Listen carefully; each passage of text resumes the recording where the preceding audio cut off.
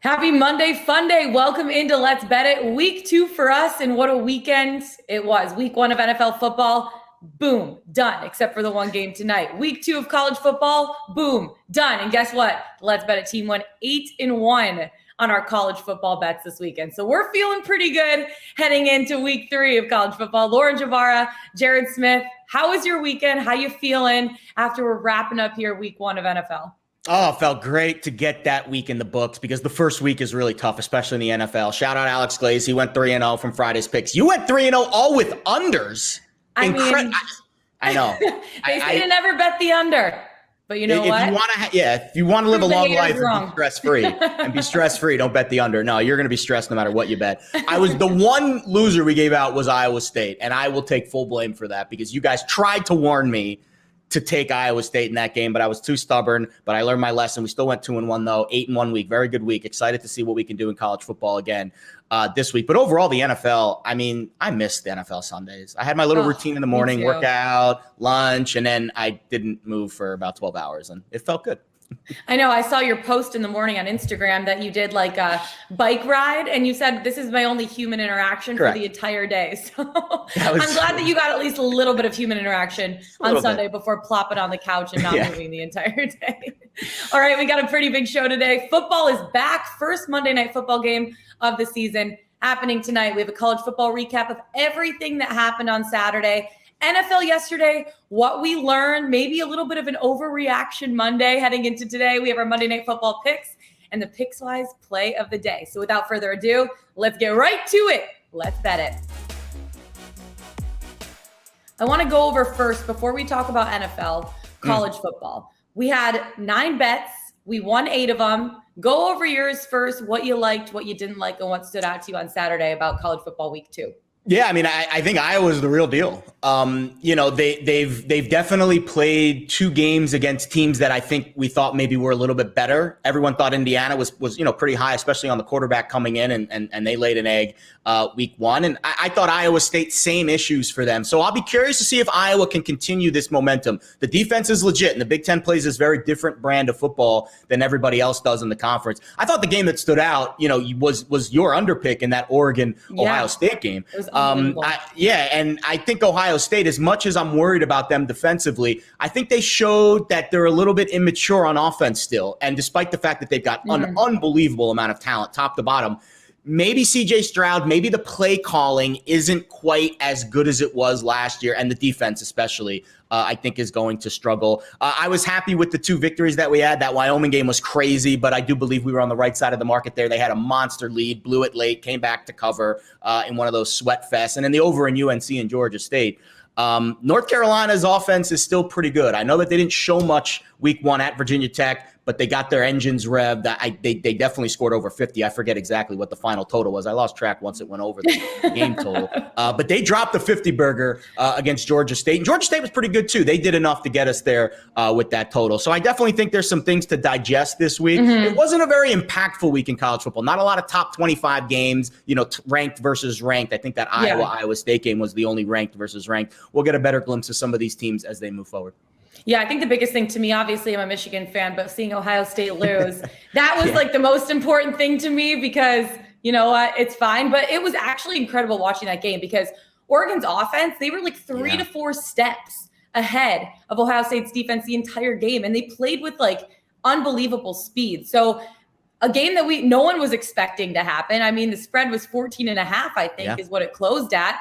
And the day finally happened that Ohio State lost a regular season game under Ryan Day. So we'll see how they bounce back next week. But again, I look at, the Service Academy games, Air Force and Navy. The under has now gone 39-9-1. That's pretty incredible betting the under. Amazing. And then my last bet, Washington at Michigan, May's out at the Big House. Did you see those shots from that game? How cool that stadium looked? Did you see it?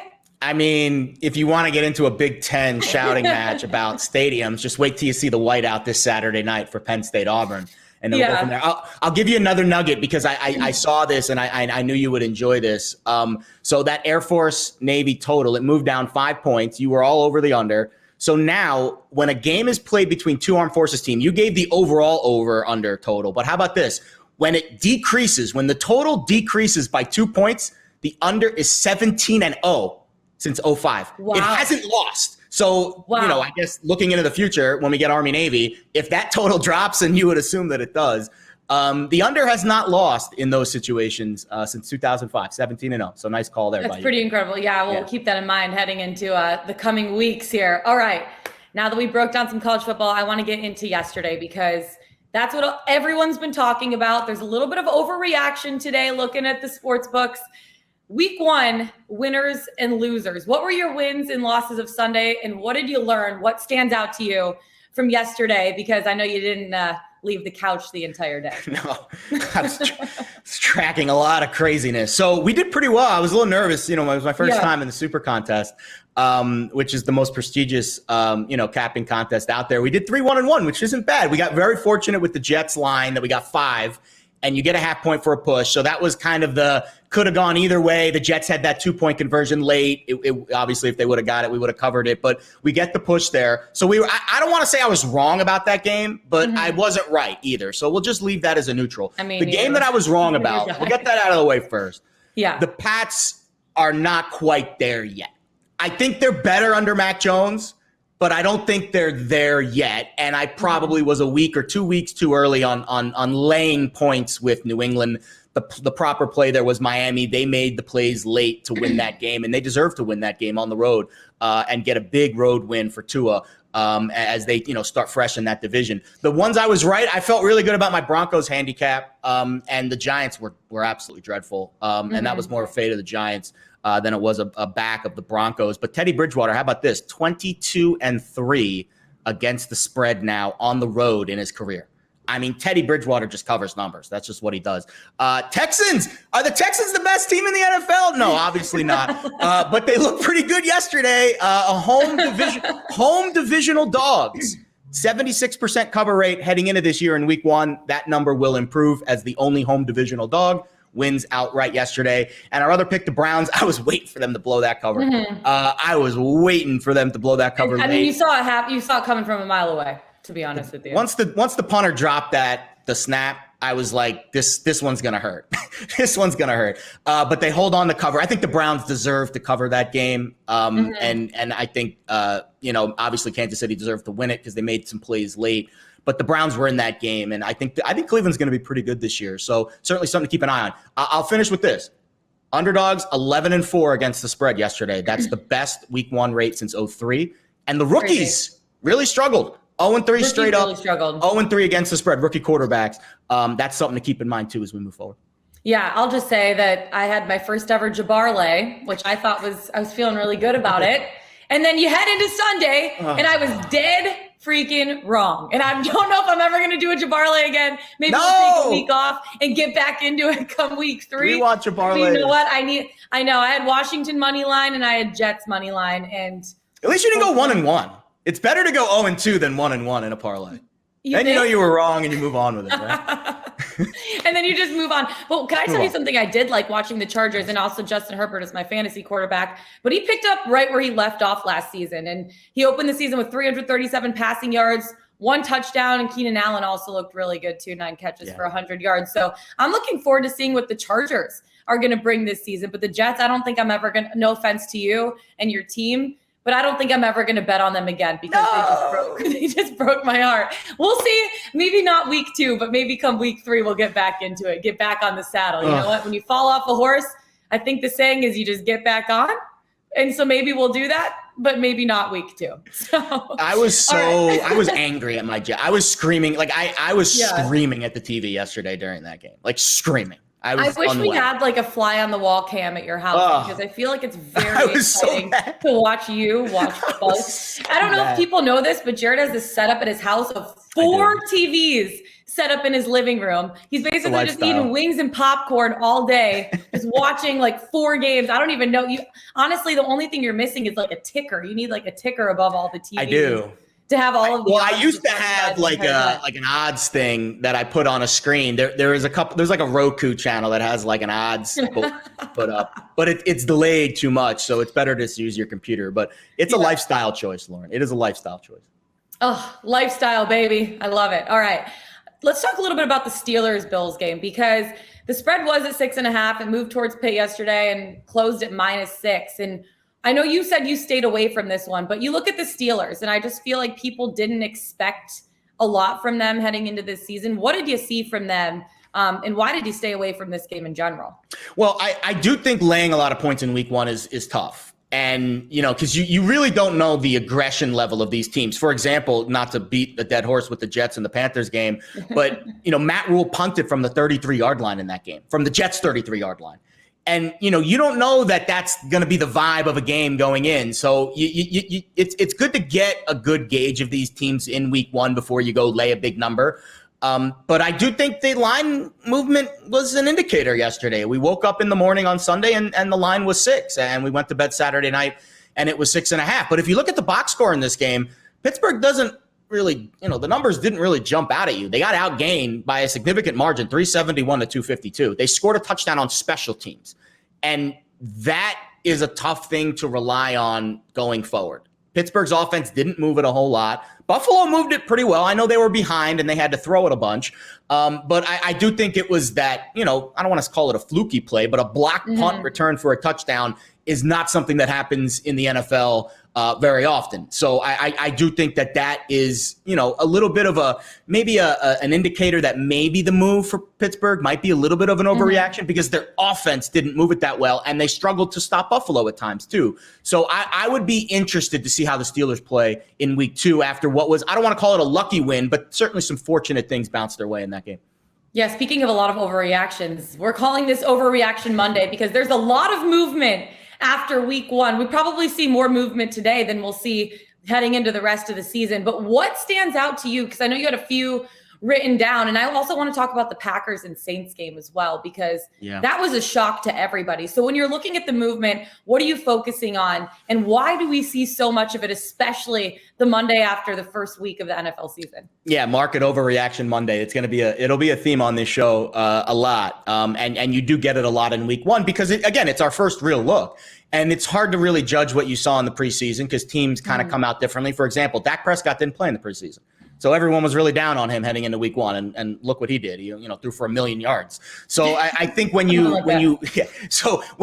look at what takes place today, it's our job, this is a very difficult thing to do. It is very difficult to not overreact and gauge something, based off of what it is, to take something at face value, I guess. The biggest move, or the most impactful move that I saw in the market yesterday was the Arizona Cardinals. They went from pretty much a long shot at 48-1. Now they're in kind of the middle of the tier at 34-1. And I think what we saw yesterday from Arizona, we saw Kyler Murray do Kyler Murray things. And we saw their defense, which was the biggest surprise. Their defense was absolutely tremendous. Derrick Henry had nothing. And the Titans have a really good offensive line. Say what you want about, Arthur Smith going to Atlanta and their tight end coach, ascending to the offensive coordinator role. Same system, same offensive line as last year. And they really struggled to stop Arizona, who were really good on both ends, especially Chandler Jones. So I think that was a pretty big, impactful move. And I think that Saints game, to go back to the game that you want to talk about, that moved from 30-25. And people are saying, is Jameis Winston for real? The LASIK surgery, did that help? A lot of things are a lot. I mean, this is Sean Payton, who's won Super Bowls before, or won a Super Bowl before. So I think when you look at the Saints, when you look at the Cardinals, those are two teams that people were down on that I think maybe showed you a little something more than meets the eye yesterday.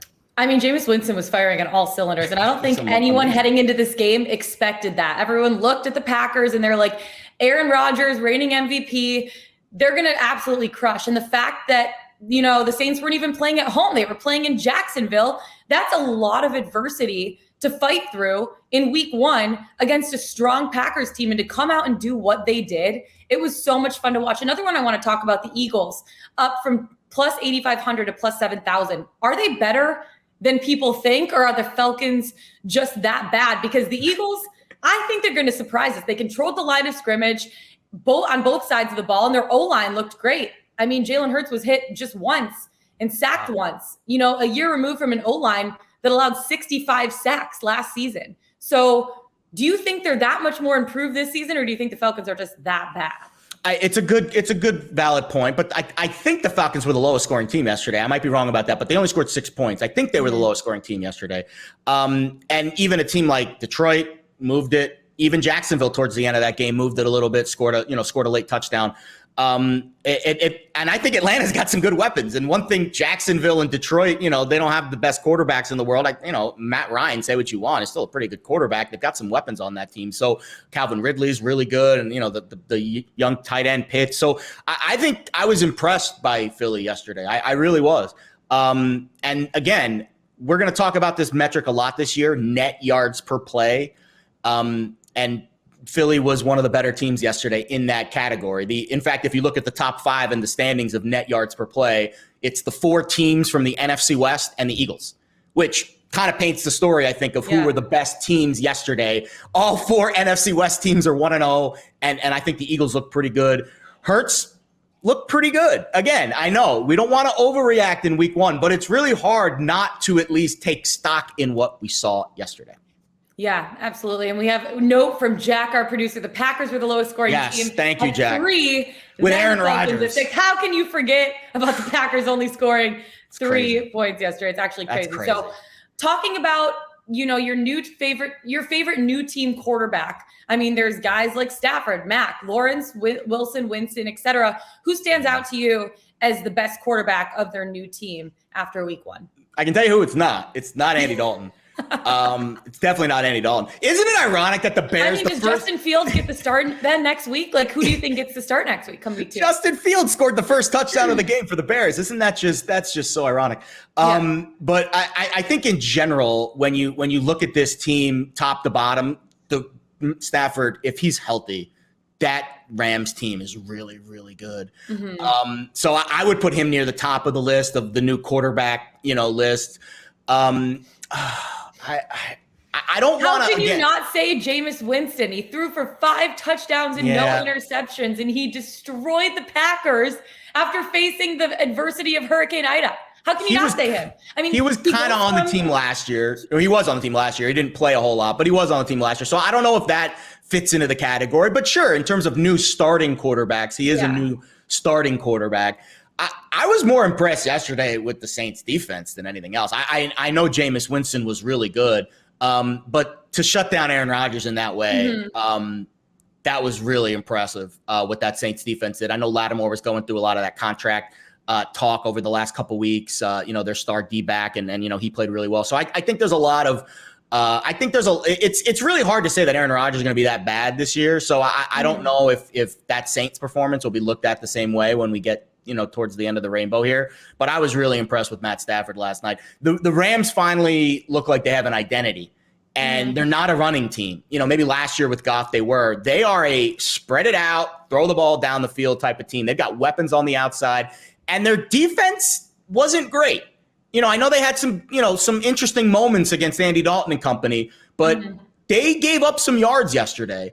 And I could see their defense their offense needing to be a little more run and gun because maybe their defense isn't quite as good as we thought. But again, not trying to overreact too much, just trying to take some stock in what we saw. But I was very impressed with Matt Stafford last night. Yeah, wrapping this up because week 1 is not technically done yet. There's still a game tonight. It's Ravens at Raiders being played in Sin City. So why not place a couple wagers on it? First time at Allegiant Stadium that they will have fans. All right. I know you're getting excited about this one, Jared. Who you got tonight and why? Well, I'll give you a few trends to look at, a few things that I'm kind of wrapping my head around. Jack and I were going back and forth about this game before we hopped on. It's tough. Monday Night Football, new stadium, even though it's not a new stadium, first time with fans. It feels like it's kind of a new stadium. And I'm excited to see what happens. So the Ravens, they won 5 straight season openers, and they've been really good in those games, outscoring teams 177-26. Baltimore and their coach, they're very prepared. They're very professional. They play well in week 1 games. And I know the narrative on them is very down, and it should be because they've been just absolutely decimated by injuries. But I think the key in this game is how the new Raiders defensive coordinator, Gus Bradley, matches up with this Ravens offense. We all know about Lamar Jackson, but what else is Lamar going to be able to do tonight? You would imagine Gus Bradley's going to do his best to keep Lamar in the pocket and make him a thrower. That's why I think the really contrarian angle tonight is Lamar Jackson to have a good game passing the football. very hard to get behind that narrative. I understand based on what we saw. They were dead last in passing last year. But the contrarian angle tonight, if you want to go against what the narrative and the public is probably going to be thinking, it's that Lamar Jackson's going to be very aggressive throwing the football. Maybe a guy like Sammy Watkins, who's kind of my gut weird feel tonight for having a big game, veteran who tends to show up in week ones. In the last 2 years, he's been very productive in week ones. So that would be kind of a contrarian angle tonight. But I think the safe plays the under just because of the running vibes and the clock continuing to run and just, the way that the line movement's kind of pointing me in that direction. I would lean to the under tonight as the best bet of the day for sure. Yeah, you talked a little bit about it. I'm taking actually, me, always like betting the underdogs. I like betting plus money. I'm taking Raiders money line at plus 180. I love it. I mean, it's the first time Allegiant Stadium's going to have fans. So that's going to be pretty cool for the team to play in front of their home crowd.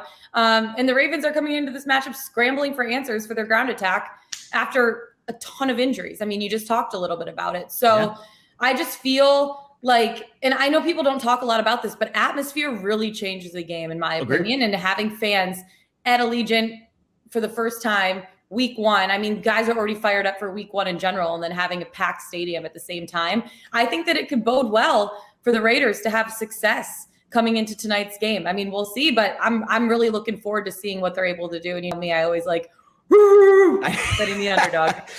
Plus money assassin is ready to strike. I saw that you put us in the rundown last night, and I was like, oh man, she's going. I put it in the rundown early too, before anyone else made their picks. I'm like, I am solidifying this. This is my pick. I'm putting money on it, and we're moving on. So that's what happened last night. I'll give you one more little nugget to chew on. Okay. This is a revenge game. We know we love the revenge games when we're talking about props.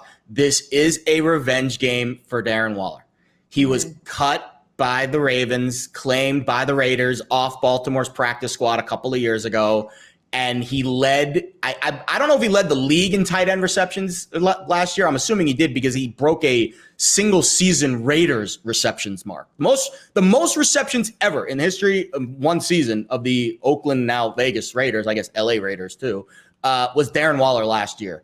And you would imagine with playing your team, the team that said, you're not good enough to play for us, we're going to move you to the practice squad, he would be fired up tonight, and maybe they'll try to get him a little bit of extra sugar. So that would be the one revenge angle I will point in your direction. 67.5 I saw on DraftKings for his receiving yards prop. Not a bad number.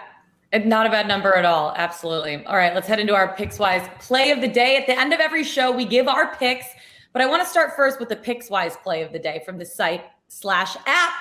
Likely one of our 3-star bets. Who do we got? Because I know there was a 3-star bet on tonight's game. Yeah, it's the under. And we had a couple people. I think Alex Glaze gave it out to us last week. Ross Tucker, doing the new Pickswise Playbook show with us as well. He's on this play as well. And so is our 3-star squad tonight on Pickswise.com. And you mentioned the app. Guys, go download the app. It is awesome. I've got so much good feedback about this app. I'm so excited to dive into it and continue to use it to our advantage. But I am probably going to tail this pick tonight. Again, it goes back to the vibes that we're thinking with Baltimore, trying to run the ball, having some issues, maybe pass protecting because they've got backup running backs in the game.